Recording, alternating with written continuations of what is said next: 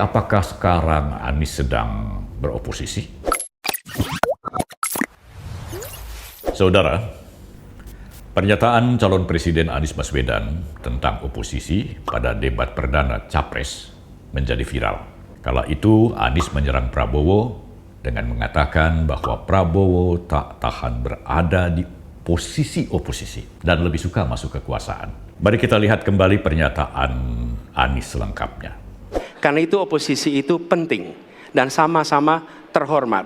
Sayangnya tidak semua orang tahan untuk berada menjadi oposisi. Oke?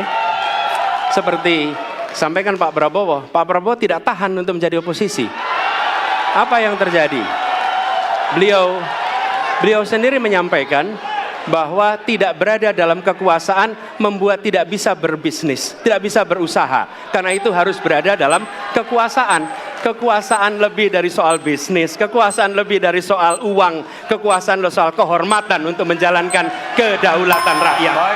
Karena durasi yang sangat dibatasi, Prabowo tidak sempat menjelaskan kepada publik mengapa ia memutuskan masuk kekuasaan, bergabung dengan pemerintahan Jokowi. Bukan karena ia bosan menjadi oposisi, bukan pula karena kepentingan bisnis seperti yang dituduhkan Anies.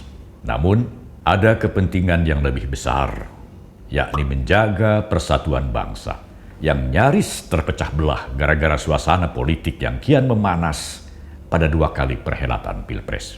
Bergabungnya Prabowo ke dalam pemerintahan Presiden Jokowi adalah langkah rekonsiliasi yang perlu dicatat sejarah sebagai langkah besar dari 2 pemimpin bangsa, 2 negarawan yang berjiwa besar, yakni Prabowo dan Jokowi. Prabowo tidak ingin menjadi bagian dari perpecahan, dan langkah Prabowo ini menuai pujian dari banyak kalangan, baik di dalam maupun di luar negeri. Bahkan orang-orang yang dulunya berseberangan dengan Prabowo berbondong-bondong mendukung Prabowo setelah Prabowo melakukan rekonsiliasi. Apalagi setelah ia membuktikan kerja kerasnya sebagai Menteri Pertahanan dan membuktikan ketulusannya sebagai bagian dari pemerintahan Presiden Jokowi. Jadi, sekali lagi, bukan karena bosan menjadi oposisi. Sebab kalau Prabowo mau, dia bisa menjadi oposisi terus-menerus dengan taruhan bangsa ini akan semakin terpolarisasi. Lalu, bagaimana dengan Anies Baswedan? Ia pernah menjadi oposisi, justru atas dukungan Prabowo ketika berkompetisi pada pemilihan gubernur DKI Jakarta. Setelah ia menjadi gubernur, tentunya tidak bisa dibilang ia masih menjadi oposisi, karena gubernur adalah bagian dari pemerintahan dan kepanjangan tangan pemerintah pusat. Anies mungkin benar sewaktu mengatakan bahwa oposisi sama terhormatnya dengan berkuasa. Tetapi apakah sekarang Anies sedang beroposisi? Kalau ia merasa sedang berada di posisi oposisi, tentunya Anies pun harus memastikan bahwa partai-partai pendukungnya juga berada pada posisi oposisi, alias berada di luar pemerintahan.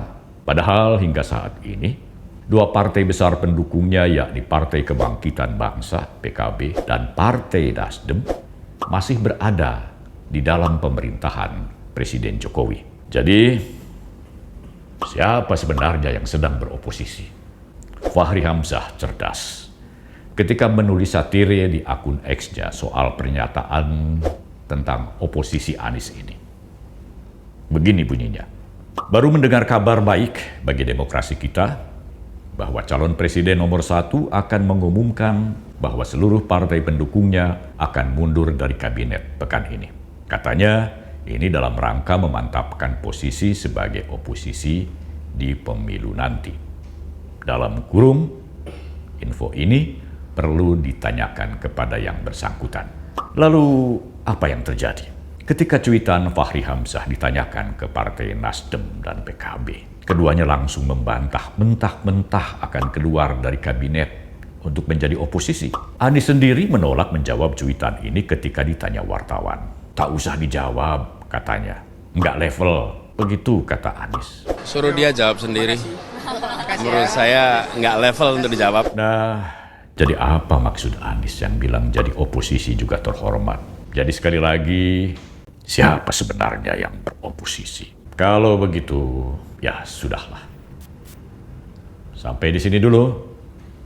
Salam Minbot. Prabowo Gibran, Man of Our Time.